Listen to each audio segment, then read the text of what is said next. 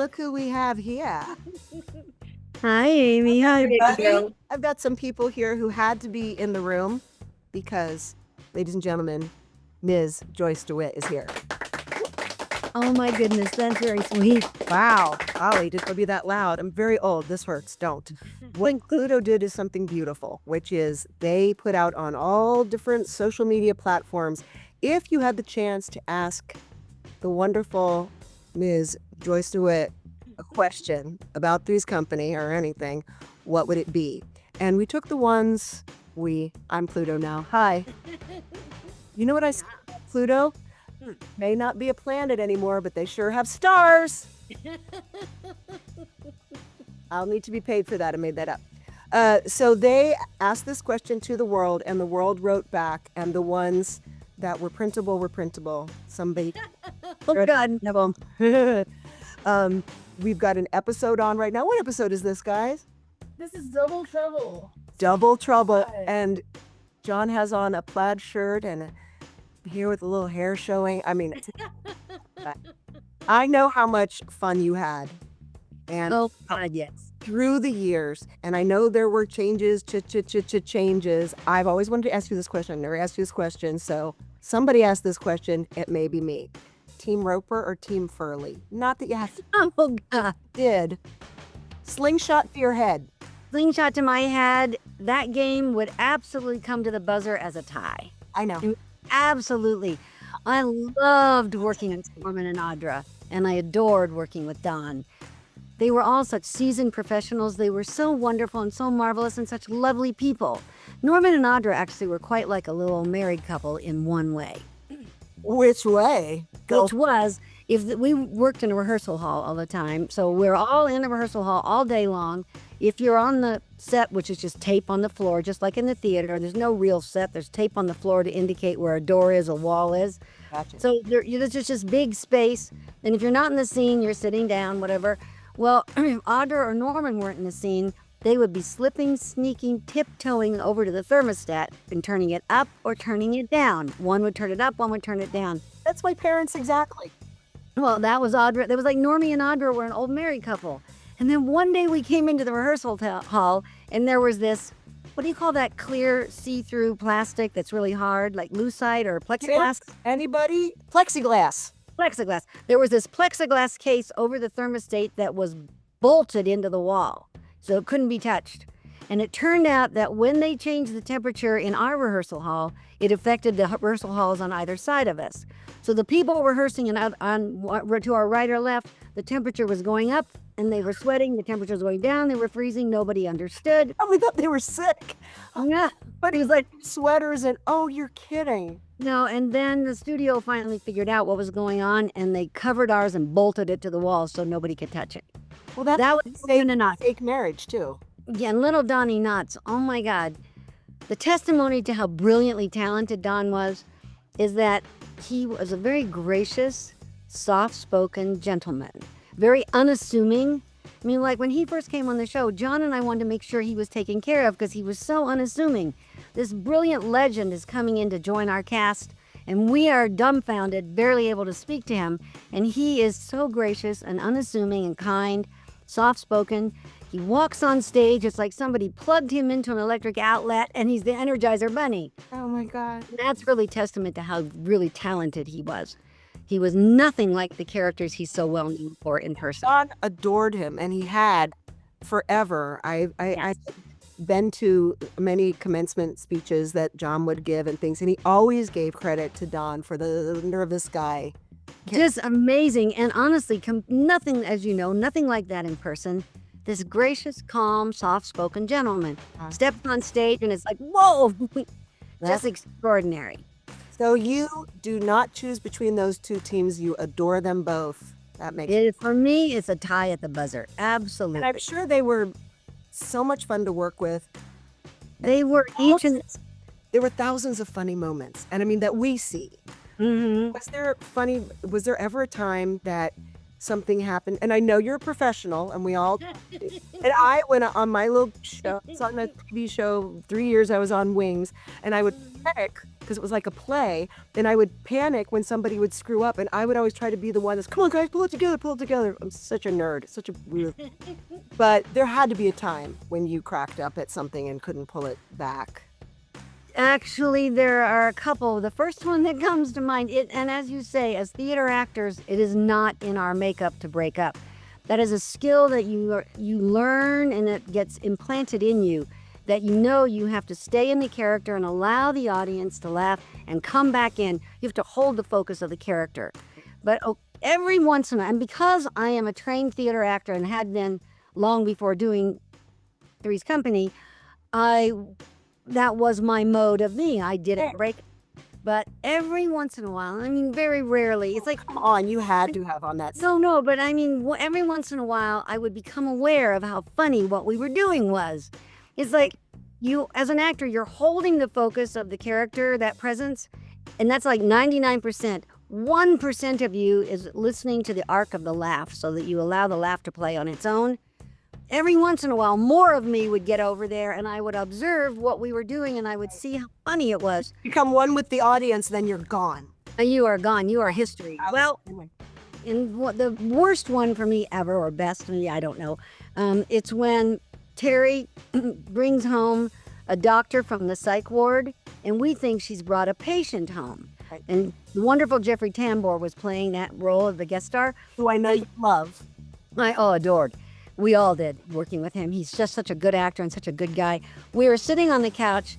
Jeffrey's character, the doctor, who we think is somebody from the psych ward, a patient, Right. is on one end of the couch. John's in the middle. Jack's in the middle. Janet's on this end. And Jack and I keep stumbling and saying words that are slang for someone in a psych ward, like, nuts or crazy or whatever. And each time we do, we try to fix it because we think he's a crazy guy who's going to attack us. So we're like, oh, Criminally insane. Excellent. yes. I reach to the coffee table and I pick up a bowl of nuts and I offer them to him and I go, nuts. And Jack, John has this reaction like I've just about put us on death row. And I saw how funny he was and I lost it. And I was laughing so hard. I pulled the dish back in front of me and I couldn't go on. I was out of control. I dropped my head and tears were falling into the nut bowl. What? And my darling husband, John, leans back on the couch, reaches for a newspaper that was on the coffee table, picks it up, opens the newspaper, crosses his leg, the way men do where they put their ankle on their knee, and starts reading the paper.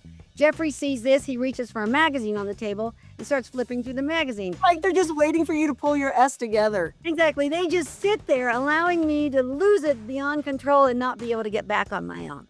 We definitely had to stop and start over on that one. Oh my God. You're such a professional, and I'm sure there were so many times when you were the only one holding it together. They probably really enjoyed that, I'm sure.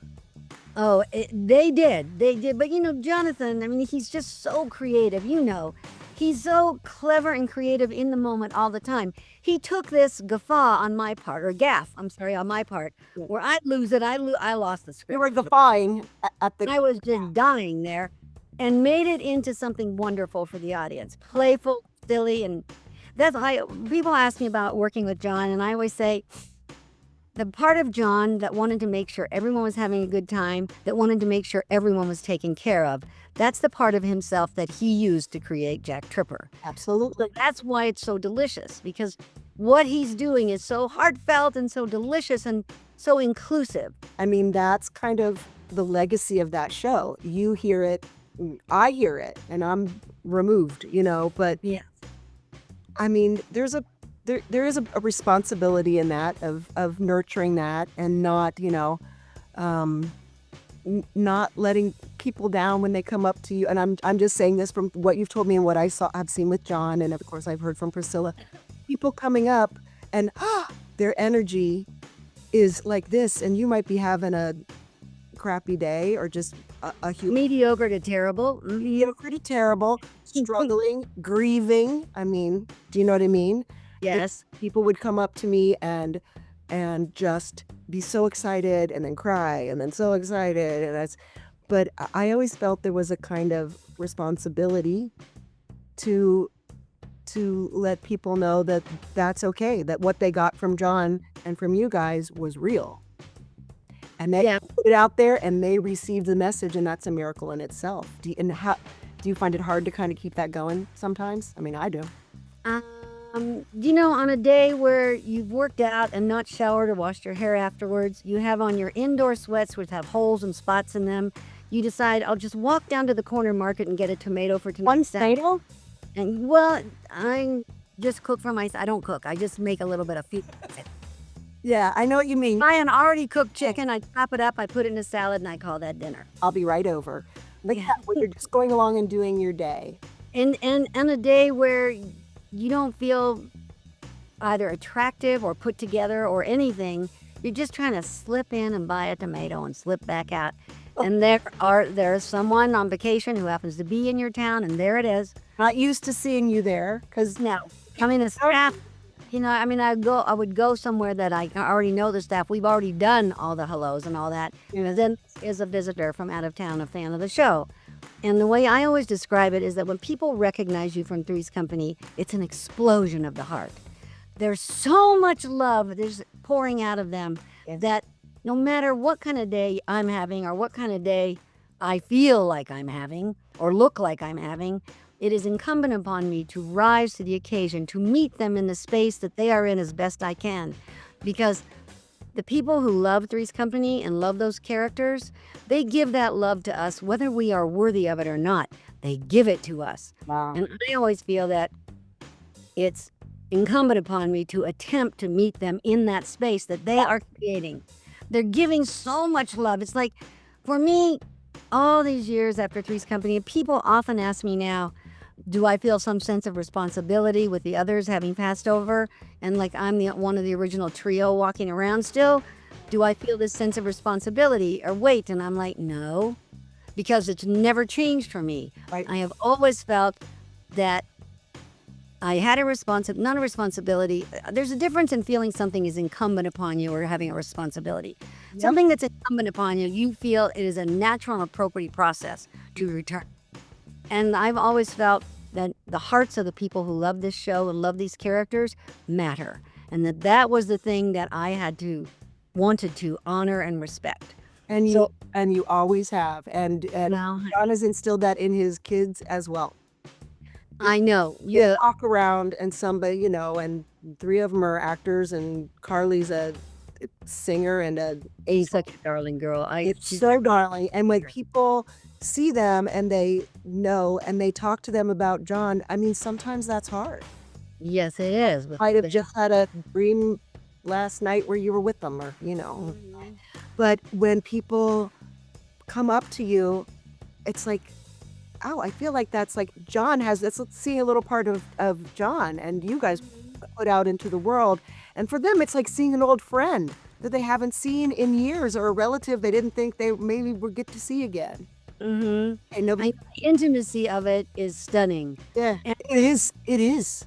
It is. And the nakedness of their heart, that their heart is just, talk about on their sleeve, their heart is over the entire room. Yeah. So the sweetness of it is overwhelming at times. Yes. You just it's like that much love pouring at you can sometimes be slightly overwhelming and almost hard to take. It's like, not that you can even relate to that, but that they are transferring that appreciation, that affection for those characters in that show, and they are giving that to you.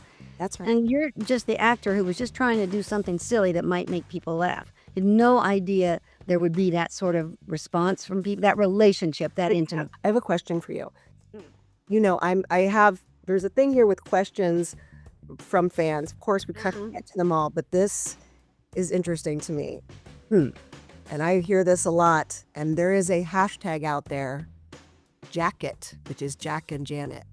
People it's true. It's true. It's more than a hashtag. It's a way of life. So somebody writes, how would you have felt if the writer picked the show with Jack and Janet starting a romantic relationship? I would. I'm still stupefied by the jacket thing. I haven't gotten of it out yet. And forgive my allergies. I'm having an awful terrible allergy week. Oh, don't worry about it. I have it too. I bob my nose with the crossword puzzle. Oh my God, Amy, let me hand you a tissue. I can see you. Hey, you hand me the tissue. Here's the tissue. No, that's lipstick. Hold on. Let me hand this back to you and turn it into a tissue. Ready? Thank you. Got it? No, that will go right up my nose. I better use my tissue. Oh, I got this. Okay. All right. I'm so sorry. This is so unfortunate. When we were out of town and we had to go to Mass, you're Catholic, right? Or you grew up that way? Did you, Italian? I grew up in that kind of household. It is not my choice as an adult, but I did grow up. Same. But when we go to Mass and we were someplace at somebody else's house, we didn't have because it was before Vatican II. And we would have to wear a veil. I remember my grandma's doily. On her head. You guys even know what a doily is? It like goes on the back of your chair because of your okay. What about Jack and Janet? Everybody be quiet. Jack and Janet. And go. Well, many fans over the years have talked to me about that, and they expected and wanted it. Didn't expect it, but if there's something was going to happen, that's what they wanted, and they didn't understand why they didn't get it. I think it's very much a part of the scenario of Hollywood movies that in the beginning, boy meets girl, boy is irritated by girl, girl can't stand boy, and then they have a task that they must accomplish together. So as they join together, they can no longer spend so much time disliking the other person, which gives the other person room to spread out and be more of who they are. And as the one sees more of who that person is, they find all these things about them that they like. And so a friendship begins to form. And then out of that, there seems to be this moment where chemistry jumps in. And if you're already good friends and then you notice you're attracted to each other, it's usually the basis of a really wonderful relationship. If the love affair comes first, you can end up dealing with who that person is later, and that doesn't usually work out very well. Go ahead. Well done there, Bima. Everybody. But if you develop a relationship of friendliness and comfort and appreciation with this other person, and then that chemistry pops in, the door is open to a very deep relationship that can only get deeper and deeper most Yeah, you probably. truly know someone. So if Janet and Jack had evolved into stumbling into that moment where that chemistry flew in, it would have been, well, number one, it would have been delightful to continue working with John. I mean, please. I mean, hello. But it was not the choice that the producers made. And I think, I've always felt that the producers grossly underestimated the relationship that the audience had with the other characters. That they couldn't just pluck the one out, even though he was King of the Hill, even though the show was centered and he was the anchor and the most extraordinary anchor ever, John. But even so, the audience had an intimate relationship with the other characters. To whisk them away, if they had us guest star on that spinoff, one of us or some of us every week in that first season, to give this natural evolution. Is that not part? That was never part of it? No, it was like a shock. It was a shock to us as well as to the audience. Sure, yeah, too. But whether or not Jack and Janet would have fallen in love with each other, they were in love with each other. They loved each other deeply. 100%. If that would have turned into wanting to make out on the couch, I don't know. But it would have been fun to explore and certainly Who fun. said anything about making out on a couch? You just added that. So, Hold on, if they're talking about Jack and headquarters, please. I know, I'm with you, bro. Listen. I just thought jacket meant that they would turn into an item. Is that correct language? Yeah. Okay, a couple. You ship them. And it would have been very interesting to see how the writers came up with the moment when they did discover that in each other. That would have been a really cool piece of writing. You know how so often in romantic comedies, the moment when they discover the attraction is falls off a ladder and he catches her, or stumble into the backseat of a car from both sides, but by accident they don't know the other person's there and they run into her. I would have been delighted to see how we would have figured out how Jack and Janet smashed into each other because they'd already been doing it for 8 years and discovered that in the moment. I mean, it would have been really cool to explore, but it's not the choice that the producers made, and so it didn't happen. But it has over the years. I can't tell you how many people have said to me, how come Jack and Janet didn't get together? But I didn't know they'd called us Jacket. That's a new one. That's new. Yes. I'm you. I fully support it, as a matter of fact. Not that he gives a crap about me. Thank you, Amy. I appreciate it. Well, you were his real main squeeze. I could have been main squeeze, but you're the real one. That's all right. Sometimes I fantasize about you. Wait, I said that. Are so bad. You're the I'm a horrible person. I know that. I have to ask you a question. Other things about, I know you didn't have total control about but the things that you did have a say over, some pretty cool moves with your wardrobe, with your hair, with your, I remember when you got the sassy short haircut and then everybody got the sassy short, if you remember Friends and everybody got the Rachel. Well, the Janet there, if they could pull it off, and some people look like holy hell with it because they didn't have your little Italian cutie pie. Fat round face. You need that. You need a little. You can't be like, but I don't know. I always used to had some dents. I don't have them. I'm round, and that's all. Nobody wants dents. Don't even stop it. Well, they work better on camera. The camera enjoys angles and dimension, and so. I like angular chicks that can't make me laugh. I don't give a crap about them. I've had hairdo. Who did? I mean, did you? No, that hairdo was created. That's Sassoon, right? No, the brilliant Harry King in New York. Really? Oh, I Yes. know that because I like all these stories. Oh my God, Harry King and Wade Bandy, who I believe was the finest, most gifted, most exquisite makeup artist of the 20th century. There were several photographers, including Scavullo, who would not do portraits if Harry and Way were not available to do the makeup and hair. There was a period of time where I would say half of the magazine covers coming out of New York City, makeup and hair was done by Harry King and Way Bandy. Yes, and the Cosmopolitan covers too.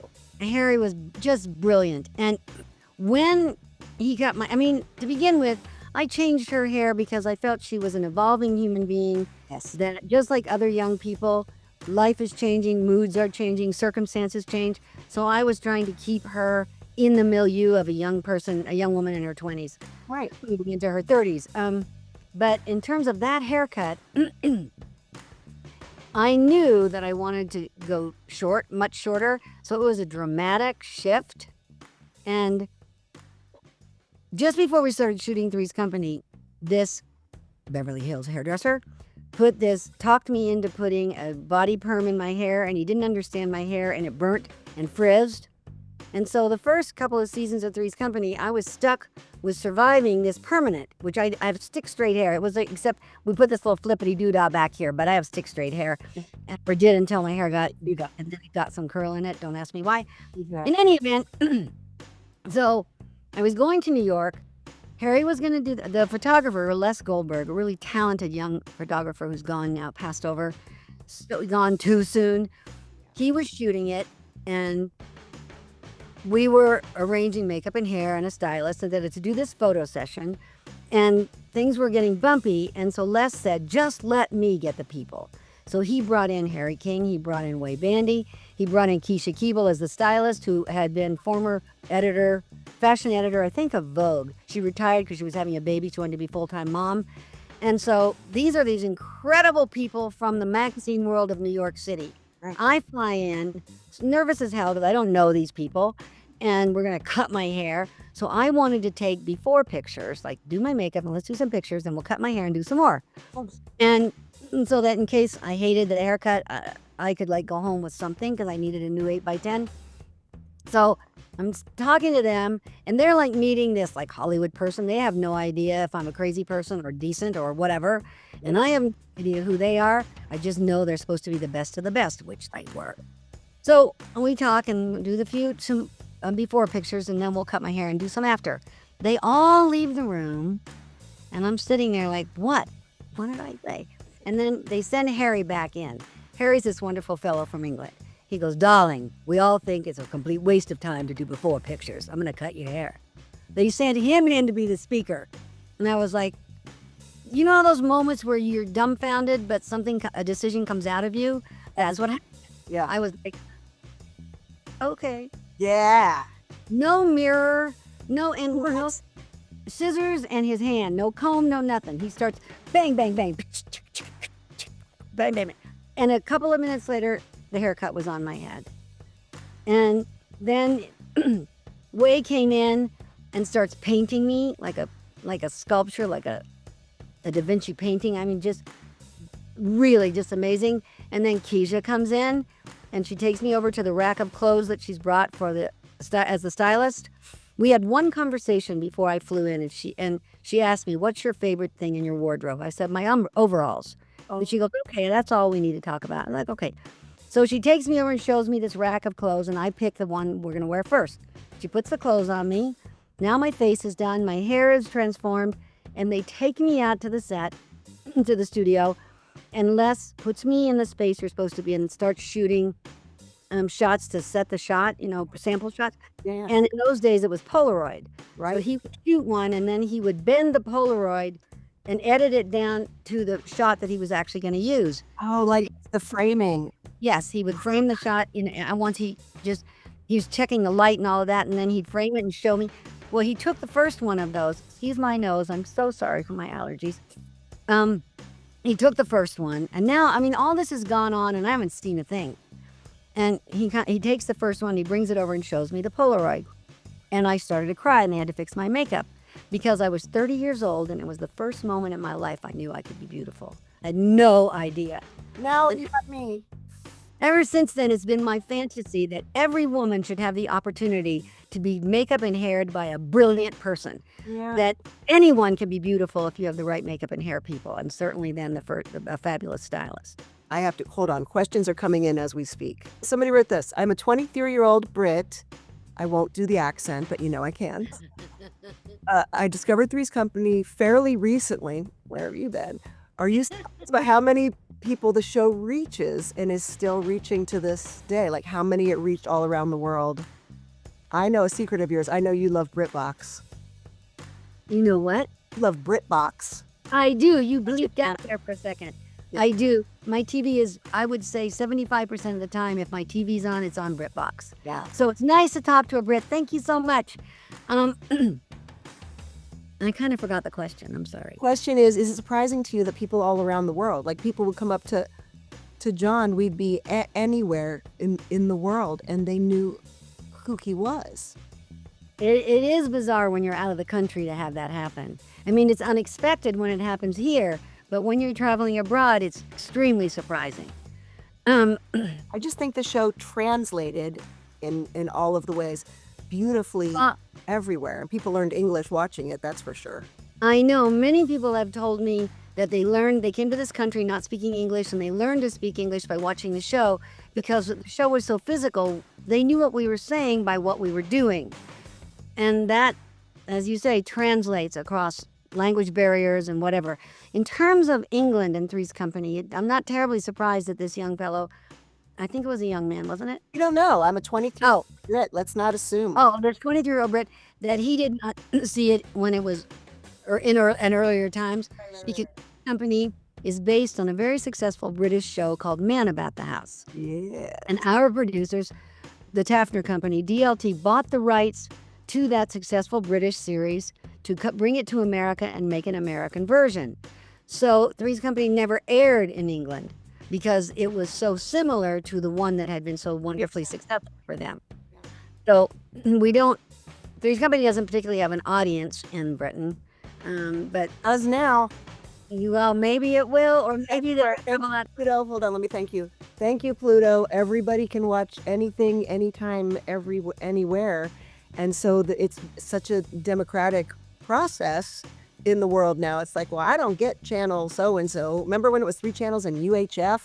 Exactly, and you're a local Cincinnati. And now so people are voting with their eyeballs. Not voting, but you know what I mean? Saying what they like. And Three's Company is so popular.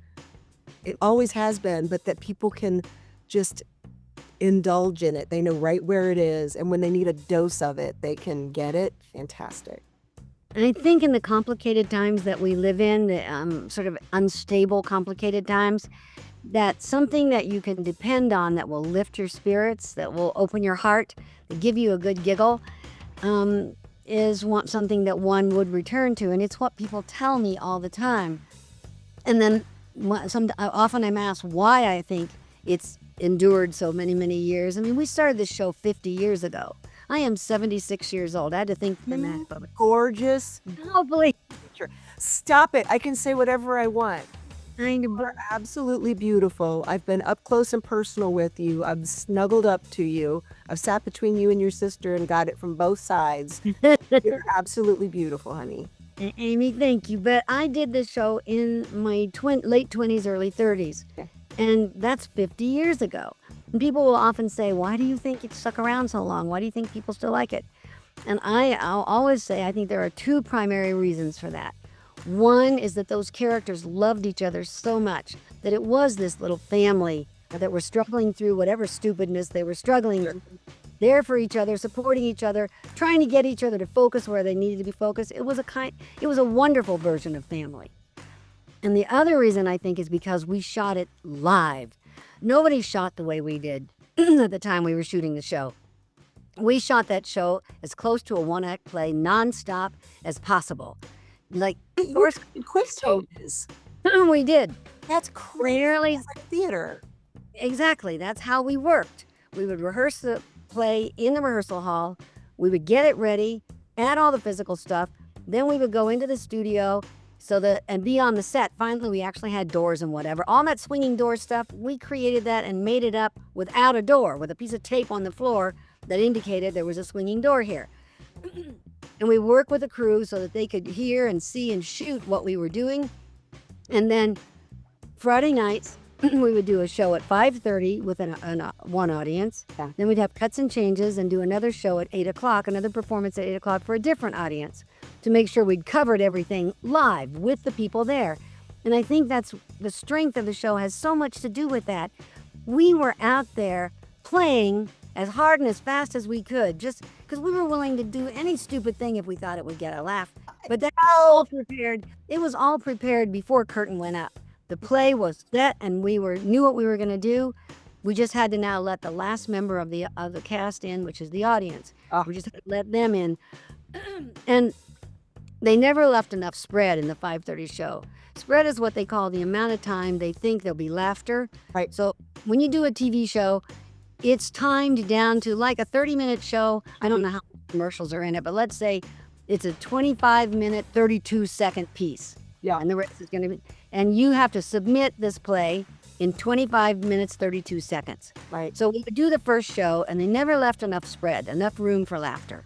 So we'd have a quick bite of dinner and then cuts and changes again before the 8 o'clock show, where they would like take out a half a line here, a couple lines there, a paragraph there, in order to give that extra space, because ordinarily they used all of one of the two shows, because in tape it's very complicated to cut, and it's not like in film where you can cut it back and forth constantly. Gotcha. Pretty much it needs to run. And we changed in quick change booths right off the set. We didn't go to our dressing rooms and change. So crazy. We just ran off, threw off our clothes, threw on more clothes, and ran back on. And really, the reason we were able to shoot like that, like as nonstop as humanly possible, which we did, had to do with our wonderful director, Dave Powers. Oh, Dave. Had his ability to work with the crew. And we had such fabulous crews, in particular the crew at CBS Television City. Even though we were an ABC show, we worked there for 5 years. And now I remember John saying they would walk over to Canner's. I couldn't think of it. Yeah, and that Norman would get a toasted horn roll with eggs and lox and onions, burner. And every time we would go there, he would always get that same. The same thing. He's like, yeah. But I mean, John and I, when we would go there, he would order. Yeah. Like, do you even like that? He's like, no. Speaking of Norman had this extremely dry sense of humor Yes. and just ornery as hell. And serious. Fourth wall. Yeah. We would be standing backstage when you're getting ready to start a scene. The stage manager is giving you a count. 5, 4, 3, 2. They don't say 1 in case the actor jumps and both are speaking at once. So there's a 5, 4, 3, 2 silent 1, which you count yourself, and then you enter. So the camera, the sound, everybody's working together. You're backstage, you can't see any direction. You hear the count, you pause for the 1, and you begin. I would have my hand on the doorknob that as soon as the silent 1 went, I would have to enter. Normie would be standing next to me or behind me, and he would say, Joycey. And I would go, you're kidding. And he'd go, yes.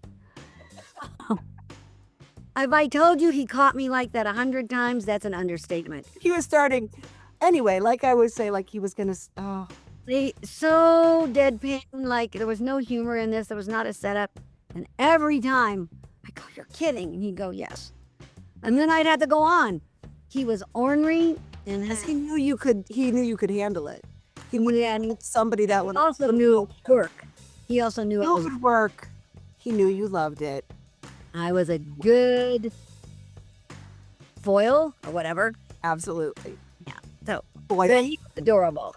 absolutely. And he was so good at it, it was scary. It's like, even though he just did it yesterday, I would not remember I could still be taken in. He was that good. He must have loved that. You were a mark. So I was a mark, and he enjoyed it. Oh, I always watch the shows. We would shoot on Friday night.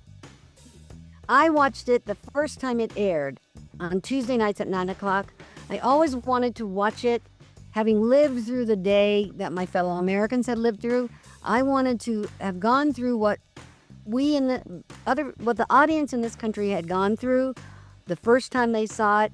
I wanted to sit and watch it in that same experience to see if it related to the current moment, to see if we accomplished what we were trying. Jonathan and I used to go up, we'd shoot like on Friday nights. And the following Tuesday or Wednesday during lunch hour, we would go up to the conference room and get a salad for lunch and watch the rough cut of what we had done on Friday night, just to see if we were succeeding in accomplishing what we were trying to do. That we thought this would be funny and this would work this way, to observe and see if we were actually accomplishing what we were trying to do. We were part of the machinery of it. I mean, that we weren't allowed on Wings. It's like Steve Weber and I would sneak our line changes and stuff and during the show and accidentally say the wrong line, but it was the one we wanted to get in there. Like we had to bully our way into that. They wouldn't let us near the writer's room. There's no way they were going to show us clips of it. I can't really. For us, the very difference is our director, Dave Powers. Yes. When Dave came in to do the last 5 years, he demanded that we do the cold reading Monday morning, read the new script with the writers and producers, and then they do cuts and changes, and then Dave tells us now what the script is based on the cold reading that they've heard it aloud. Yeah. And then we would start to block the play, to lay out the physicality of it and create the physical stuff. He demanded that the writers and producers had to get out of the room, leave, and it would just be us in the rehearsal hall the same way you do in the theater with the actors and the director and maybe the prop person and stage manager. Yeah, the props person and stage manager, that's it. And then that's Monday morning at 10, we would start this process. Wednesday at 3 o'clock, we would do a complete off-book run-through of the play, nonstop, like we were really doing it in the rehearsal hall for them to see what we had done with what they wrote. Plus, we had added all the physical stuff. Right. It's like in the episode where it says Janet teaches Jack to ski. On the page, it said, Janet teaches Jack to ski. End of page, next scene. So Jonathan and I just messed around until we thought we came up with something that would be funny. Then we messed around until we thought we came up with something else that would be funny. When we had about 3 or 4 of those, we put them together and did them. Physical comedy has to be rehearsed very much like a ballet. If you're going to do it full out, nonstop, with no regard and no hesitation, and make it live, then it has to be rehearsed and prepared so that if I'm swinging in his pan, John is going to duck low and I'm going to swing high. Absolutely. And if that door is going to pop out this way, I'm going to duck that way. I mean, all of that, if you're going to do it full out with no hesitation and no temerity, then it has to be choreographed. So all those physical things, most of which for John came out of John. I mean, he couldn't help himself. If it said John exits to the kitchen, John would fall over his own feet on the way to the kitchen. I mean, he was just so naturally clever and humorous. And I am neither witty nor clever, so I have a great appreciation for plenty of people. I'm really good at doing comedy. I have natural comedic timing. I mean, it was born in me. I can't take responsibility for it. I just mad about you. But as a person, I do not have that. Outside the theater, I'm not witty or clever, but John was I have a really wonderful whatever broke me up story about John. Is it okay to keep going? Yeah, we're going to wrap it up here in a minute. Everybody, I don't care. It's just me and Joyce. Go. All right. Well, one time John was supposed to enter. Jack comes in through the front door, and Janet is sitting on the couch facing out toward the audience. And he comes in and is like, hello, Janet. I don't remember if Chrissy was there on the couch or if he said, hello, girls. But he's like, and he was supposed to leave the door open. You know how when you come in your house, you unlock the door, you go in, and your other hand automatically shoves the door behind you. Yeah. So he was supposed to leave it open because in the next scene, Mr. Furley or Mr. Roper were supposed to come up to the door, and it was open, so they got to see what was going on, and that would start the confusion of reality and not for the character. So he closed it, and the director comes over the loudspeaker because the director in tape is not on the floor with you. He's off in a booth somewhere. And saying, cut, cut, cut. And then the stage manager would walk up to you and whisper to you what the director had said into his earpiece so as not to embarrass you in front of the whole crowd, the whole audience. And so they basically said, John, you're not supposed to shut the door. He goes, oh, yeah. So he goes back out. We get reset. They do the count. He comes in. Hey, Janet, slams the door again. The director goes, cut, and the stage manager comes up and goes, John, you're not supposed to close the door. Da-da-da. So we do it a third time, at which point the audience is like wondering, what the heck, all these things on Jack. So I looked at them and I said, he's not supposed to close the door. So on the fourth or fifth take, I don't remember which, I know for sure it was 4, it might have been 5. John comes in through the door and he says, honey, I'm home. And he's taking his trousers off. He's got his little jockey shorts on and his t-shirt. And I thought the audience was going to die. I thought I was going to die. I laughed so hard. I was sitting cross-legged on the couch. Did you make? And no, I rounded forward into my lap laughing so hard that caused me to roll off the couch and land on my back on the floor. I did a flip off the couch. Jonathan used to say, we are not trying to make people laugh with this show. We're trying to make somebody laugh so hard they fall off their couch laughing. And you did it. And I literally did in that moment. We turn around and look at him, and he's come in 3 times in his little outfit, whatever, with his, hey, Janet, and comes in and goes, hi, honey, I'm home. And I'm like, what? Words around his ankles. I've seen it. No pants at all. Just all duck shorts and He just come all the way off out there? Come off and imagine being behind the set and like, what the heck is going to happen right now? What I couldn't imagine is how fast he had to get those pants off. Oh, I've seen it happen. I gotta go. We gotta go. Pluto, we love you. We love you. Thank you. I love you, buddy. Thank you. This was so much fun. Amy, it was wonderful to get to hang out with you for a while. And thank you to all the lovely people who wrote questions and wanted to pay attention Thank you. Even you, person in England. Yes, even you person in Englandia, as I like to call it. Englandia. Grateful that you still find our show something that can lift your hearts. That's what we were trying to do. Bring a giggle, make people laugh, somehow lighten your day and not carry the weight of your day all day, but maybe take a little break.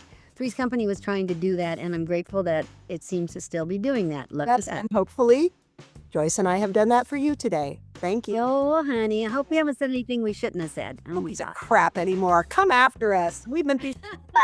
Let's see him try to take us down. Okay, goodbye to you. Bye, honey. Love you, kid.